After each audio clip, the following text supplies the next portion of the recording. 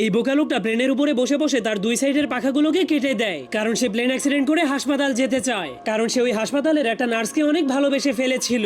এরপর প্লেনটা ক্রাশ হলেই জলদি করে সেখানে একটা অ্যাম্বুলেন্স চলে আসে, কিন্তু একই অ্যাম্বুলেন্সের লোকেরা তো তাকে সেখানে ফেলে রেখে প্লেনটাকে নিয়ে হাসপাতালে চলে গেল। আর এই মোটা লোকটাও হাসপাতালের সেই নার্সটাকে অনেক ভালোবেসে ফেলেছিল, এই জন্য সেও অ্যাক্সিডেন্ট করে হাসপাতালে ভর্তি হওয়ার জন্য একটা ষাঁড়গরুকে লাল কাপড় দেখিয়ে রাগাতে শুরু করে দেয়। তখন ষাঁড়গরুটা তাকে বলে, মরতে চাইলে ট্রেনের সামনে গিয়ে শুয়ে পড়, 1 সেকেন্ডের মধ্যেই মরে ভূত হয়ে যাবি। কিন্তু মোটা লোকটা তার কোনো কথাই শুনছিল না, কারণ সে শুধুমাত্র অ্যাক্সিডেন্ট হয়ে হাসপাতালে যেতে চাইছিল। তখন ষাঁড়গরুটা তাকে মারার জন্য ফুল স্পিডের সামনে আগাচ্ছিল, আর সেই লোকটা কোনো ভয় না পেয়ে গোতা খাওয়ার জন্য সোজা হয়ে দাঁড়িয়েছিল। কিন্তু তখনই হঠাৎ করে ষাঁড়গরুটা কিছু দেখতে পেয়ে অনেক কষ্ট করে ব্রেক মেরে দেয়, যার ফলে সে ধীরে ধীরে মোটা লোকটার কাছে পৌঁছে যায়, কারণ সে পোস্টারের মধ্যে অনেক সুন্দরী একটা মেয়ে গরুর ছবি দেখেছিল, যার কারণে সে ওই মেয়ে গরুটার প্রেমে পড়ে যাওয়ার কারণে মোটা লোকটাকে গোতা না মেরেই ছেড়ে দেয়। তবুও মোটা লোকটা হার না মেনে নিজেকে অ্যাক্সিডেন্ট করার জন্য ট্রেনের রাস্তার উপরে গিয়ে পাছা উঁচু করে শুয়ে পড়ে। কিন্তু তখনই চিকন